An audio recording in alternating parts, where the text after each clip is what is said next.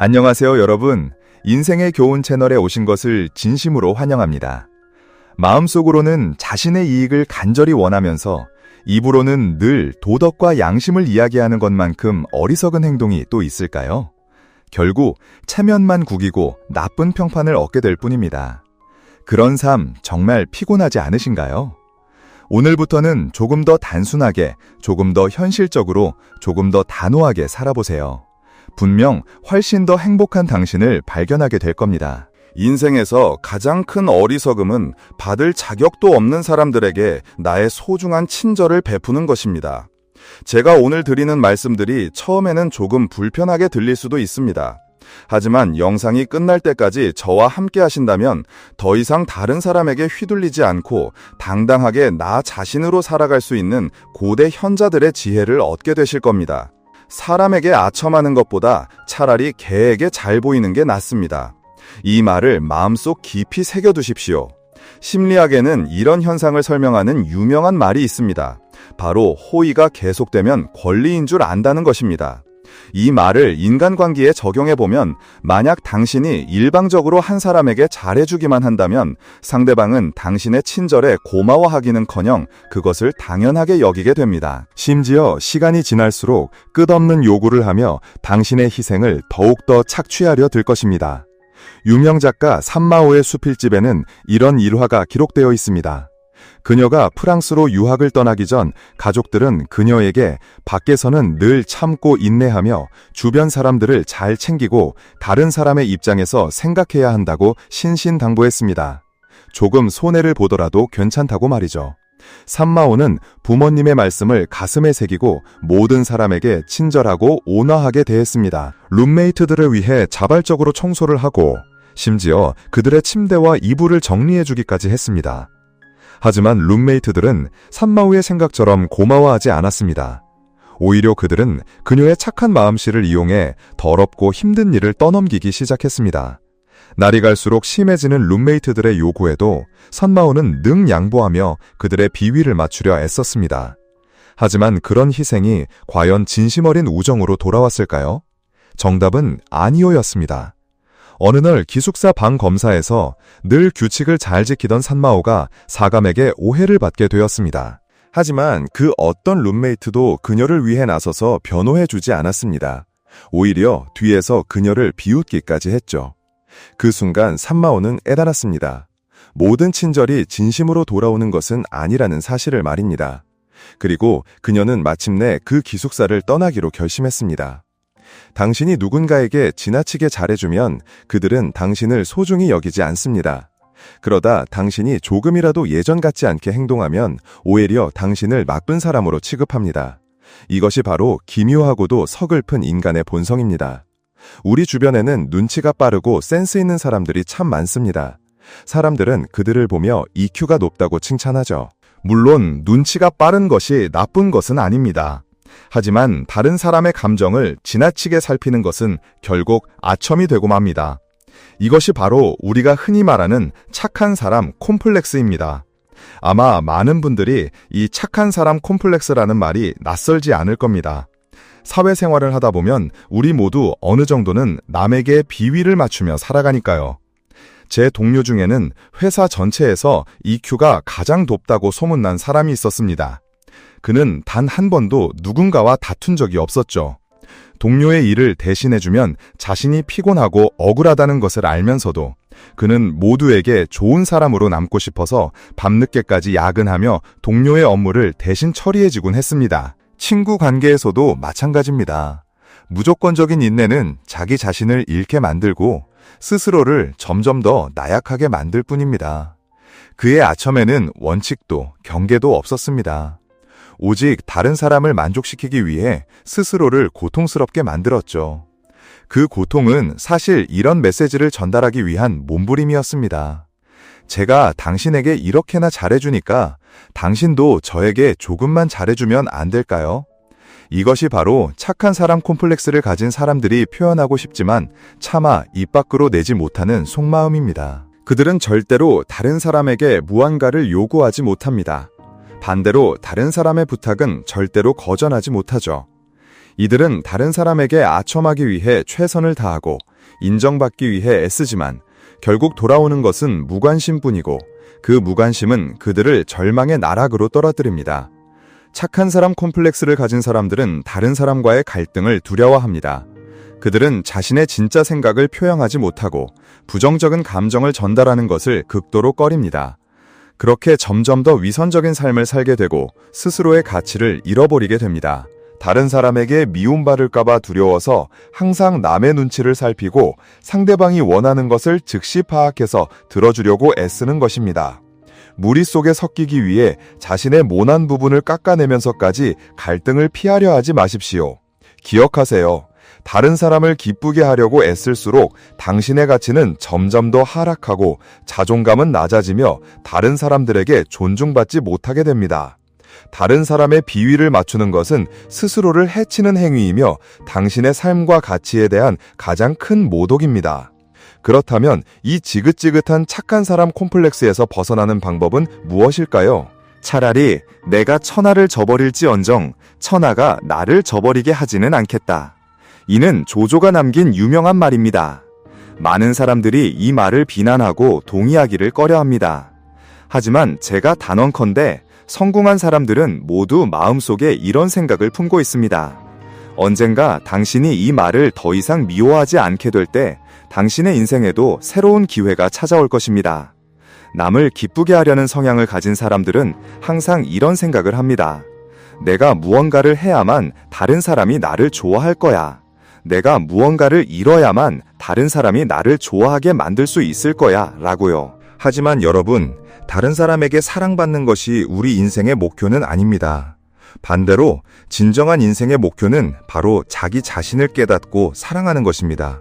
이런 사람들은 갈등이 생겼을 때조차 평화의 사도를 자처하며 화목한 분위기를 유지하려고 애씁니다. 그들은 다른 사람의 잘못이 아니라 무조건 자신이 사과해야 한다고 생각하죠. 하지만 꼭 아셔야 합니다.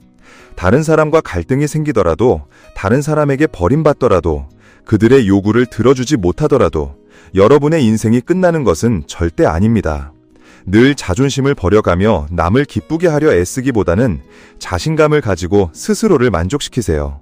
인생이란 바로 당신이 사랑하는 것들을 하며 살아가는 것입니다. 스스로를 소중히 여기지 않는 사람은 결코 다른 사람에게서도 존중받을 수 없습니다. 스스로를 사랑하지 않는 사람은 다른 사람에게서 사랑받을 수 없죠. 남을 기쁘게 하려 애쓰는 사람은 마치 남의 집 살이를 하는 아이처럼 평생을 위축된 채 살아갈 수밖에 없습니다. 끊임없이 남의 비위를 맞추기보다는 당신의 개성을 드러내어 다른 사람이 당신의 마음에 들도록 해보세요. 진정으로 당신을 아끼는 사람들은 당신의 가짜 겸손이 아니라 당신의 당당함과 자신감 있는 태도를 존중할 겁니다. 기억하세요. 모든 문제의 근원은 바로 당신 자신입니다. 언젠가 한 제자가 제게 물어온 적이 있습니다. 자기는 모든 사람에게 진심을 다하는데 왜 사람들은 고마워하기는커녕 자신을 존중하지 않고 심지어 괴롭히기까지 하냐고요. 선생님, 대체 왜 이런 걸까요? 하고 말이죠. 세상에는 이런 사람들이 정말 적지 않습니다. 그리고 대부분은 스스로 재앙을 불러들인 경우죠. 자신이 원인이 되지 않은 결과란 존재하지 않습니다. 왜 다른 사람들이 당신을 하찮게 여길까요? 바로 당신에게 원칙이 없기 때문입니다. 다른 사람이 좋다고 하면 당신도 좋다고 말합니다. 다른 사람이 나쁘다고 하면 당신도 덩달아 나쁘다고 말하죠. 처음에는 다른 사람들이 당신을 대하기 편한 사람이라고 생각할지 모릅니다. 하지만 시간이 흐르면 그들은 당신을 그저 호구로 여길 뿐입니다. 많은 사람들이 관용을 오해합니다. 누구에게나 항상 예의 바르게 대하고 누구의 기분도 상하게 할 용기가 없어서 부처님처럼 행동하는 것. 이것은 관용이 아니라 그저 자신만의 선이 없는 것입니다. 처음에는 다른 사람들이 고맙다고 말할지도 모르지만 시간이 지나면 고맙다는 말조차 사치라고 생각하게 될 겁니다. 진정으로 뛰어난 사람들은 확실히 호불호가 분명한 법입니다. 왜 다른 사람들이 당신을 우습게 볼까요? 당신이 거절할 줄 모르기 때문입니다. 어떤 일이든 당신에게 오면 당신은 무조건 알겠다고 합니다. 다른 사람이 당신에게 주는 것은 무엇이든 보물처럼 여기죠. 시간이 지나면 다른 사람들은 당신을 쓰레기통으로 여기게 될 겁니다. 쓰레기가 생기기만 하면 당신에게 던져버리죠. 왜냐하면 다른 곳에는 감히 던질 엄두를 내지 못하거든요. 인간의 뼛속에는 언제나 비열함이 존재하기 마련입니다. 왜 다른 사람들이 당신을 무시할까요? 당신이 분노를 표출할 기회를 제대로 활용하지 못하기 때문입니다. 화를 내야 할 때는 화를 내지 않고 화를 내지 말아야 할 때 오히려 화를 냅니다. 전혀 화를 내지 않는 사람은 누구도 존중하지 않습니다. 그렇다고 매일 화를 내는 사람을 누구도 두려워하지도 않죠. 적절한 시기와 상황을 찾아 화를 내므로써 모든 사람에게 당신의 경계선이 어디인지를 분명히 알려주는 것, 그것이야말로 진정한 고수의 모습입니다. 제 개인적인 경험을 하나 이야기해 드릴 테니 잘 생각해 보시기 바랍니다. 사실 우리는 첫 만남에서 깨달아야 합니다. 사람이 무서운 것이 아니라 사람의 본성이 무섭다는 것을요. 사람들은 당신을 잘 모르기 때문에 당신을 존중할 것이고 당연히 함부로 위험한 짓을 하지 못할 겁니다. 10수년 전 제가 아직 회사에 다닐 때였습니다. 저희 부서에 새로운 팀장이 한 명 왔습니다. 저를 처음 만난 날 그는 제가 누구인지 몰랐기 때문에 고개를 숙여 인사하며 매우 깍듯하게 대했습니다. 그 후 그 팀장은 저희 부서원들을 한 명씩 테스트하기 시작했습니다. 성격이 유순한 저를 테스트할 차례가 되자 그는 저를 비난하기 시작했고 심지어는 심하게 꾸짖기까지 했습니다. 하지만 다른 동료를 테스트할 때 그가 만만치 않은 상대라는 것을 깨닫자 그 팀장은 그 동료 앞에서 마치 강아지처럼 순해졌습니다. 한 번은 제가 사전 연락 없이 지각을 한 적이 있었는데 그는 저를 한참 동안 몰아세우며 제가 자신을 존중하지 않고 무시한다고 말했습니다. 그 일 때문에 저는 거의 퇴사할 뻔했습니다. 하지만 다른 동료는 오고 싶을 때 오고 오지 않을 때는 그냥 오지 않았습니다. 그런데도 그는 감히 한마디도 하지 못했고 오히려 매번 그 동료에게 무슨 일은 없는지 안부를 묻곤 했습니다. 지금 이렇게 글을 쓰고 있는 순간에도 그의 그 역겨웠던 얼굴이 머릿속에 떠오릅니다. 수년이 흐른 후에야 저는 깨달았습니다. 그 모든 나쁜 결과는 결국 제 자신이 자초한 것이었다는 사실을요. 그때부터 저는 알게 되었습니다. 다른 사람이 당신을 대하는 태도는 그들에게 달린 것이 아니라 바로 당신 자신에게 달려있다는 것을 말입니다. 당신이 너무 착해서 항상 다른 사람을 먼저 생각하기 때문입니다. 당신이 너무 무르고 거절할 줄 몰라 모든 것을 참고 견디기 때문입니다. 당신이 늘 배우지 못해서 단호하게 결단 내리지 못하기 때문입니다. 친절에도 한계가 있어야 합니다. 관대함에도 원칙이 필요하죠. 옳고 그름을 가리지 않고 무작정 다른 사람에게 잘해주기만 하는 것은 결국 자기 자신을 상처 입히고 다른 사람에게 이용당할 빌미를 주는 것과 같습니다. 와이스, 착한 사람이 되어서는 안 됩니다. 다른 사람이 부탁하는 일은 무엇이든 들어주고 원하는 것은 무엇이든 내어주고 어떤 잘못이든 용서하고 어떤 상처든 감내하는 그런 사람이요. 아무리 좋은 사람이라도 마음 한편에서는 당신을 얕잡아보고 싶은 마음이 스물스물 피어오르는 것을 막을 수 없을 겁니다. 이걸 아셔야 합니다. 사람이 무서운 게 아니라 인간의 본성이 무섭다는 것을요. 당신을 만만하게 보는 순간 사람들은 계속해서 당신을 귀찮게 할 겁니다. 당신이 무던해 보이면 그들은 더욱 당신에게 무리한 요구를 할 것이고 당신이 거절하지 못하는 걸 알면 더 많은 것을 끊임없이 요구하려 들겠죠. 그들이 당신의 순종에 익숙해지는 순간 당신의 작은 저항조차 견디지 못하게 될 겁니다. 당신의 양보에 익숙해진 그들은 당신의 단호한 거절을 절대 받아들이지 못할 테니까요. 사람은 본래 약자에게 강하고 강자에게 약한 법입니다. 당신에게 기백이 없으면 그들은 당신을 짓누르려 할 것이고 당신이 단호하게 화를 내면 감히 당신을 괴롭히지 못할 겁니다. 당신이 딱 잘라 말하면 오히려 당신의 비위를 맞추려 애쓰겠죠. 다른 사람이 당신을 처음 함부로 대할 때 그건 사실 당신을 떠보는 시험입니다. 이 사람이 과연 만만한 사람인가 하고 말이죠.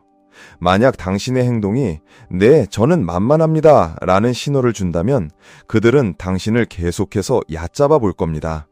하지만 당신의 행동이 나는 절대 만만한 사람이 아니다 라는 것을 보여준다면 그들은 더 이상 당신을 건드리지 못하고 다른 쉬운 상대를 찾아 떠나겠죠. 그러니 다른 사람이 당신을 습관적으로 함부로 대하는 것은 그들의 잘못이 아니라 어쩌면 당신의 잘못일 수 있습니다. 당신이 한 걸음 한 걸음 그들에게 당신을 괴롭히는 방법을 가르쳐준 셈이니까요. 그러니 어느 정도의 지혜를 갖춘 착한 사람이 되십시오. 옛 속담에 이런 말이 있습니다. 착한 사람은 사람에게 속아도 하늘은 속이지 못하고 악한 사람은 사람이 두려워해도 하늘은 두려워하지 않는다. 이 말의 뜻은 착한 사람은 다른 사람에게 쉽게 속지만 하늘은 그들을 속이지 않는다는 것이고 악한 사람은 모두가 두려워하지만 하늘은 그를 두려워하지 않는다는 의미입니다. 물론 하늘은 악인을 두려워하지 않겠죠. 악인의 행동이 하늘과는 아무런 관련이 없으니까요. 하늘의 위대함은 착한 사람을 속이지 않는 것에도 악인을 두려워하지 않는 것에도 있습니다. 하지만 현실이 우리에게 주는 교훈은 조금 다릅니다. 당신이 너무 착한 사람이면 사람들에게 속기 십상이라는 것. 반대로 당신이 악인이 되면 사람들이 당신을 두려워한다는 것. 그런데 과연 하늘이 악인을 벌할까요? 노자가 천지불인 이 만물 위 추구라고 말한 것을 잊었나요? 하늘과 땅은 인자하지 않아 만물을 지푸로 만든 개처럼 여길 뿐이다 라는 뜻입니다. 즉, 하늘과 땅은 만물에 대해 미워하는 마음도 특별히 사랑하는 마음도 없다는 겁니다. 하늘과 땅은 본래 무심합니다. 만약 정이 있다면 하늘도 늙었겠죠. 하늘에 정이 있다면 하늘 또한 늙으리라 라는 말이 괜히 있는 게 아닙니다. 하늘은 저 높은 곳에서 고요함을 즐길 뿐 땅 위에서 악인이 착한 사람을 속이는 사소한 일까지 신경 쓰지 않습니다. 그래서 비즈니스 세계에서는 노련한 사람들이 서로를 속여가며 자신의 이익을 챙기기도 하죠. 하늘은 그저 고요할 뿐 누구도 상관하지 않습니다. 도덕경은 우리에게 가르칩니다. 하늘과 땅은 인자함으로 운행하지 않고 그저 자연의 순리대로 내버려둔다. 즉, 하늘과 땅이 인간 세상을 대하는 태도는 바로 자연스럽게 흘러가도록 두는 것입니다. 하늘이 정말로 노하면 지진이나 해일처럼 선인과 악인을 가리지 않고 모두에게 재앙이 닥친다는 사실을 생각해 본 적 있나요? 따라서 우리는 인자함과 현명한 처세술을 결합해야 합니다. 처세술 없는 인자함은 어리석음일 뿐입니다. 이 세상을 살아가면서 약간의 지혜로운 악함이 없다면 어떻게 악한 사람들을 상대하겠습니까? 우리가 어릴 때 배운 도덕은 선한 사람을 대할 때 쓰는 것입니다. 그저 착한 사람이 되지 말고 착한 악인, 겉은 까칠해 보이지만 속은 선한 사람이 되십시오. 당신이 주변 사람들 눈에 조금 나쁜 사람처럼 보일 때 오히려 관계는 더 오래 지속되는 경우가 많습니다. 모든 관계가 깨지는 근본적인 원인은 기대가 실망으로 바뀌기 때문이니까요. 당신이 그들에게 너무 잘해주면 그들은 그것을 당연하게 여길 겁니다. 그러다 조금이라도 마음에 들지 않는 일이 생기면 당신을 원망하게 되죠. 하지만 만약 당신이 처음부터 그들에게 나는 꽤 까다로운 사람이라는 인상을 주어 기대치를 낮춘다면 그러다 불현듯 그들에게 작은 친절을 베풀었을 때 그들은 오히려 큰 감동을 받을 겁니다. 당신을 찌르지는 않더라도 스스로를 지킬 가시는 있어야 합니다. 친절할 수는 있지만 날카로움을 잃어서는 안 됩니다. 제가 당신에게 2만 원짜리 밥이나 술을 사줄 수는 있지만 당신이 저에게 빚진 10,000원은 반드시 갚아야 합니다. 그게 바로 원칙입니다. 만약 다른 사람이 명령조로 당신에게 물 좀 사오라고 시킨다고 해봅시다. 만약 당신이 그 말을 따른다면 그 물 한 병은 아무런 가치가 없습니다. 그들은 당신이 하는 모든 일을 당연하게 생각할 겁니다. 만약 그들에게 그런 습관이 들게 둔다면 단 한 번이라도 당신이 그들의 말을 따르지 않았을 때 그들은 당신을 증오하게 될 겁니다. 다른 사람이 당신을 대하는 태도는 모두 당신이 길들인 결과입니다. 그렇다면 올바른 방법은 무엇일까요? 그들이 당신에게 무언가를 해달라고 요구할 때 바로 해주지 마십시오. 그러다 그들이 당신에게 물을 사다 주리라 전혀 기대하지 않을 때 당신이 갑자기 물을 사다 준다면 바로 그때 그 물 한 병이 진정한 가치를 갖게 되는 겁니다. 진정으로 가치 있는 베품은 당신이 요구해서 내가 주는 것이 아니라 내가 원해서 주는 것입니다. 나는 당신에게 줄 수 있지만 당신은 나에게 요구할 수 없습니다. 제가 자발적으로 당신에게 해주는 일에 당신은 감사함을 느끼겠지만 당신이 요구해서 제가 마지못해 해주는 일에 당신은 저를 약하다고 느낄 뿐입니다. 다른 사람의 부탁을 거절하는 법을 배우고 때로는 맞설 줄도 알게 되면 사람들이 당신을 존중하기 시작하는 것을 보게 될 겁니다. 세상 모든 사람을 만족시킬 수는 없습니다. 모든 사람에게 사랑받을 필요도 없고요. 당신을 사랑하는 사람은 당신을 더욱 사랑하게 만들고 당신을 사랑하지 않는 사람들은 그냥 떠나가게 두세요. 그것이 가장 현명한 관계의 법칙입니다. 절대로 도덕적인 사람인 척하지 마세요. 세상에서 가장 어리석은 행동은 마음속으로는 온통 이익을 생각하면서 입으로는 고고한 도덕을 말하는 것입니다. 결국 체면만 구기고 나쁜 평판만 얻게 될 뿐이죠. 잘 알지도 못하는 사람에게 밥을 사겠다고 하고 분명 예산은 2만 원뿐인데 짐짓 태연하게 마음껏 시키세요 라고 말하는 것과 같죠. 그래놓고 상대방이 정말 비싼 음식을 시키면 속으로 화를 냅니다. 분명 가기 싫은 자리인데 거절하지 못하고 억지로 참석합니다. 그리고는 그곳에 있는 위선적인 사람들이 견딜 수 없다며 불평하죠. 다른 사람이 돈을 빌려갔을 때 마음속으로는 당장이라도 돌려받고 싶으면서 입으로는 괜찮아, 천천히 줘 라고 말합니다. 그렇게 말해놓고 뒤돌아서는 그 사람이 신용 없는 사람이라고 욕을 하죠. 정말 피곤하지 않으신가요? 조금 더 단순하게, 조금 더 현실적으로, 조금 더 직접적으로, 때로는 조금 더 냉정하게 살아보세요. 훨씬 더 행복해질 수 있습니다. 인생에서 가장 큰 어리석음은 가치 없는 사람들에게 당신의 소중한 친절을 베푸는 것입니다. 오늘 영상이 여러분의 마음에 작은 울림을 주었기를 바랍니다. 만약 내용이 유익하셨다면 좋아요와 구독 버튼을 눌러주세요. 그리고 이 이야기가 필요할 것 같은 친구가 있다면 공유도 잊지 마세요. 오늘 내용에 대해 여러분은 어떻게 생각하시나요? 여러분의 소중한 생각을 댓글로 남겨주시면 함께 고민하고 성장하는 데 큰 힘이 될 겁니다. 지금까지 인생의 교훈이었습니다. 다음 영상에서 더 깊이 있는 이야기로 다시 찾아뵙겠습니다. 감사합니다.